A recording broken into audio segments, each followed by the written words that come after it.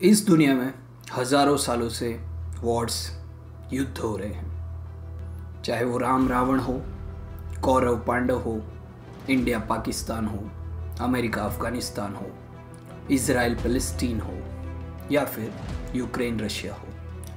Wars क्यों होते हैं? वॉर्स होते हैं कोई इकोनॉमिक गेन के लिए, कोई टेरिटरी कंट्रोल करने के लिए। धर्म के नाम पे जेरूसलम पे बहुत वॉर्स हुए हैं। ट्रॉय के केस में एक स्त्री के लिए वॉर हुआ था।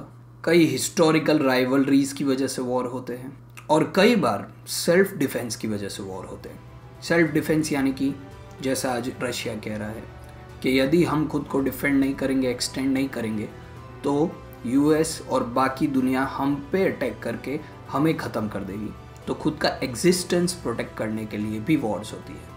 वॉर्स का एक बहुत बड़ा रीज़न, जो भी लीडर वॉर पे जाता है वो हमेशा ये कहता है कि ये वॉर हम शांति के लिए कर रहे हैं। तो इसका पॉइंट क्या है?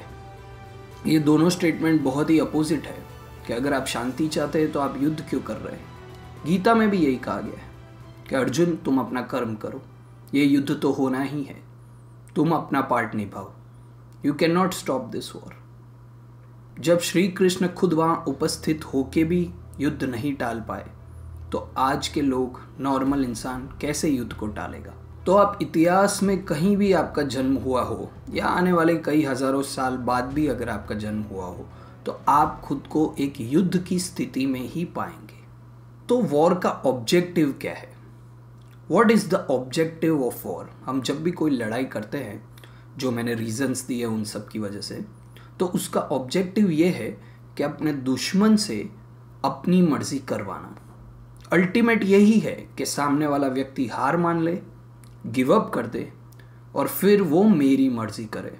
अब वो चाहे हस्बैंड वाइफ का वॉर हो या फिर दो देशों का वॉर हो, दोनों के पीछे का ऑब्जेक्टिव यही होता है कि यदि सामने वाला सरेंडर कर दे तो फिर कोई झगड़ा ही नहीं। पर हमें ये भी तो सोचना होता है कि सामने वाला क्यों सरेंडर करेगा। सामने वाला भी यही चाहता है कि आप उनके अकॉर्डिंग रहें। तो यही कॉन्फ्लिक्ट यहाँ से, बेसिक लेवल पे कॉन्फ्लिक्ट यहाँ से अराइज होता है और फिर उसके बड़े बड़े स्वरूप हम देखते हैं। तो ऐसी स्थितियों में क्या करें, चाहे वो पर्सनल लेवल हो या नेशनल लेवल हो। एक बहुत अच्छा कोट मैंने पढ़ा है, you have to pick your battles. आपको आपकी लाइफ में आपके बैटल्स खुद पिक करने होते हैं, कौन से युद्ध आपको लड़ने हैं और कौन से युद्ध आपको नहीं। कुछ युद्ध तो आपको लड़ने ही पड़ेंगे जीवन में, और कुछ में आपको विजय प्राप्त करनी पड़ेगी, कुछ में आपको हार भी स्वीकार करनी पड़ेगी। But always remember, pick your battles wisely. अपने युद्ध बहुत सोच विचार के चुने। इसी के साथ आज का ये वीडियो समाप्त। धन्यवाद।